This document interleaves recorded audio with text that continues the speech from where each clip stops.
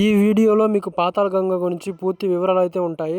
దయచేసి అందరూ లాస్ట్ వరకు అయితే చూడండి, ఎక్కడ స్కిప్ చేయొద్దండి. అలాగే శ్రీశైలం డ్యామ్ గురించి, అలాగే అక్కమాదేవి కేవ్స్ గురించి, శ్రీశైలంలోని పాతాళగంగ అని పిలువబడే ఈ 3 నదుల గురించి చూద్దాం రండి. కృష్ణానది శ్రీశైలం వచ్చే వే ఇదండి. వాటర్ ఇలా వచ్చి ఫ్లో అయిద్దండి. కృష్ణానది మహారాష్ట్ర మహాబలేశ్వర్ జన్మస్థానం. అక్కడ నుంచి Karnataka Almatti dam, Narayanpur, Jorala, Sangameswaram, Srisailam dam. Srisailam dam down Nagarjuna Sagar, Sagar to Vijayawada, Vijayawada to last bay of Bengal, బంగాళాఖాతం సముద్రం కలిసిద్ది. చివరిగా ఎక్కడ కలిసిద్ది అంటే కృష్ణా జిల్లా హంసలదేవి అనే ప్రాంతంలో సాగర సంగం అయింది. కృష్ణానది టోటల్గా 1400 కిలోమీటర్ జర్నీ చేసిద్దండి, స్టార్టింగ్ ఎండింగ్ వరకు. క్యాజువల్గా శ్రీశైలం ఉంది కాబట్టి మనం శ్రీశైలం డ్యామ్ అని పిలుస్తున్నాం. డ్యామ్ ఒరిజినల్ నేమ్ నీలం సంజీవ్ రెడ్డి సాగర్. మరి ఆయన ప్రెసిడెంట్ ఆఫ్ ఇండియా చీఫ్ మినిస్టర్గా చేశారు, అందుచేత ఆయన నేమ్ పెట్టారు. Dam construction timing 1963 to 1982, 20 years పడిందండి డ్యామ్ బిల్డ్ చేయడానికి. అప్పట్లో డ్యామ్ నిర్మాణానికి 40 కోట్ల అంచనాతో ప్రారంభించారు. డ్యాము పూర్తయినాటికి 565 కోట్లు ఖర్చు అయిందంటండి. మొత్తం 12 రేడియల్ క్రస్ట్ గేట్స్. ఆ right side green building, right side power house, Andhra state అది. 7 turbines, each 110 megawatts, 770 megawatts per day. అట్లా ఈ side yellow building Telangana state, left side power house, 6 turbines, each 150 megawatts, 900 megawatt current తయారైందండి ఒక రోజుకి వచ్చేసి. Dam design Shri Mokshagundam Visvesvaraya గారు. Sir ఈ వైపు బోట్ వెళ్తుంది కదండి, ఈ వైపు బోట్లో 16 కిలోమీటర్ల ప్రయాణం చేస్తే శ్రీ అక్కమాదేవి కేవ్స్. అక్కమాదేవి గుహలో ఆమె కర్ణాటక ఆడపడుచు. దాదాపు 800 ఏళ్ల క్రితం ఆ తల్లి శివయ్యని మ్యారేజ్ చేసుకోవాలని చెప్పి కర్ణాటక రాష్ట్రం నుంచి కాలినడకన ఒంటి మీద నూలుపోగు లేకుండా ఆ తల్లి శ్రీశైలం వచ్చి 1,00,000 సంవత్సరాల క్రితం ఏర్పడిన ఆ గుహ లోపల కూర్చుని కొంతకాలం తపస్సు చేశారు అక్కమాదేవి. ఆమె తపస్సు ఫలితంగా లోపల పార్వతీ పరమేశ్వరులు శివలింగాకారం దర్శనమిచ్చారు. శ్రీశైలంలో జ్యోతిర్లింగానికి మనం కానీ పంతులుగా కానీ 1000 రూపాయలతో అభిషేకాలు చేసుకుంటాం. ఆ కేవ్స్ లోపల ఉన్న శివలింగానికి ప్రత్యేకంగా ఎవరు అభిషేకాలు చేయరు, ఎందుకంటే న్యాచురల్గా డ్రాప్ వాటర్ పెడితే శివలింగం మీద 365 days కంటిన్యూగా పడతానే ఉంటుంది. ఎక్కడో కొండలు పైనుంచి వచ్చింది, మీరు వెళ్ళినప్పుడు చూడొచ్చు. వాస్తవానికి మానవ రూపంలో పుట్టిన వాళ్ళ విగ్రహాలు గర్భగుడిలో ఎక్కడ పెట్టరు దాదాపుగాను.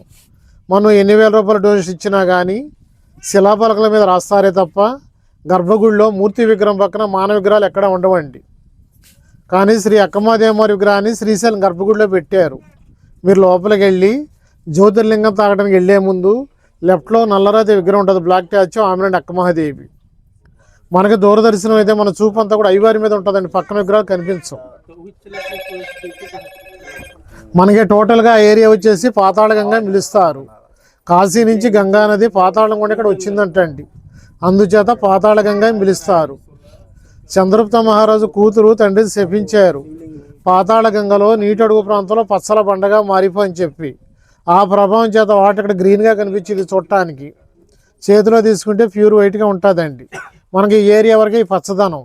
మళ్ళీ డ్యామ్ కింద చూస్తే వాటర్ వైట్గా కనిపించిద్దండి. మీరు శ్రీశైలం టెంపుల్లో మండపంలో పెద్ద నందీశ్వరుని చూశారు. ఆ నందీశ్వరుని శనగల బసవన్న అంటారు. సేమ్ అలా నందీశ్వరుడు నీటి అడుగు ప్రాంతంలో ఉన్నారు. ఈ నందీశ్వరుని ఊబి బసవన్న అని పిలుస్తారు. అందుచేత ఇక్కడ స్నానం చేసినా తల మీద నీళ్లు చల్లుకున్నా చాలా పుణ్యం చెప్తారండి. మీరు బోట్ ఎక్కారు కదండి, కొండపైన గోపురం కనిపిస్తుంది చూడండి, పర్వత ఉప్పర్ రైట్ సైడ్ పింక్ కలర్, అది Shivaji Maharaj temple. Shivaji Maharaj 16th century తపస్సు ప్లేస్. ఆ ఏరియా మాతాజీ కోసం, శక్తి కోసం తపస్సు చేశారు. Main temple back side. మీరు ఎన్ని వేల రూపాయలు ఖర్చు పెట్టి శ్రీశైలం వచ్చి అభిషేకాలు ఎన్ని చేసుకున్నా కానీ మీరు వచ్చినప్పుడు కానీ వెళ్ళేటప్పుడు కానీ సాక్షి గణ దర్శనం చేసుకోవాలంటే కంపల్సరీగా సాక్షి గణపతి. ఎందుకంటే ఆ మహానుభావుడు కైలాసంలో వాళ్ళ నాన్నగారు ఎదుట, శివయ్య గారు ఎదుట సాక్షిని చెప్తారంటండి, అందుచేత సాక్షి గణపతి అంటారు. మీకు అవకాశం ఉంటే అక్కడ దిగితే పంతులు గారు అందుబాటులో లేకపోయినా మీరైనా గోతనామతో చెప్పుకోవచ్చు అంటండి. మరి త్రేతాయుగంలో శ్రీరామచంద్ర ప్రభు కూడా సాక్షి గణ దర్శనం చేసుకుని పాతాళగంగలో స్నానం చేసి అయ్యవారికి అభిషేకాలు చేశారంటండి, రావణ బ్రహ్మ సంహారం యొక్క పాప విమోచనం కోసం. మరి కృతయుగం వచ్చేసి ఆదిగురు దక్షిణామూర్తి పరమశివుడు, త్రేతాయుగం వచ్చేసి దత్తాత్రేయ వారు కదలివనవండి, ద్వాపరం వచ్చేసి వేదవ్యాసుల వారు, కలియుగం వచ్చేసి ఆదిశంకరాచార్యులు వారు పాలధార పంచా ప్రదేశంలో శివానందలహరి గ్రంథరచన చేశారటండి. మహానుభావులు ఎంతోమంది వచ్చారు ఈ ప్రదేశానికి. మళ్ళీ క్షేత్రపాలకుడు శ్రీ బయలువీరభద్ర స్వామి టెంపుల్ ఉందండి. మన మెయిన్ టెంపుల్ ముందు వైపు నుంచి ఒక 5 నిమిషాలు ముందుకు వెళితే పోస్ట్ ఆఫీస్ సైడ్లో ఉంటుందండి. అక్కడ వెహికల్స్ అయి పూజ చేస్తారు. గుడి ఓపెన్గా ఉంటుంది, 5 నిమిషాలు దర్శనం చేసుకోవచ్చు. శ్రీశైలం మనకి ఏ పని చేయాలన్నా వాస్తవానికి తండ్రి అనుమతి తీసుకోవాలంటండి.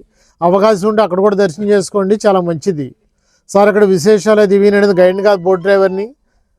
మళ్ళీ మనమైతే రిటర్న్ అయిపోతున్నాము. సో ఒక అతను ఎక్స్ప్లెయిన్ చేశారు, చాలా క్లీన్గా అయితే ఎక్స్ప్లెయిన్ చేశారు. చాలా అంటే చాలా బాగుంది అతను ఎక్స్ప్లెయిన్ చేసింది. అతని స్పీచ్ కానీ, సో అతను టాలెంట్కి హ్యాట్స్ అప్ అని చెప్పుకోవచ్చు.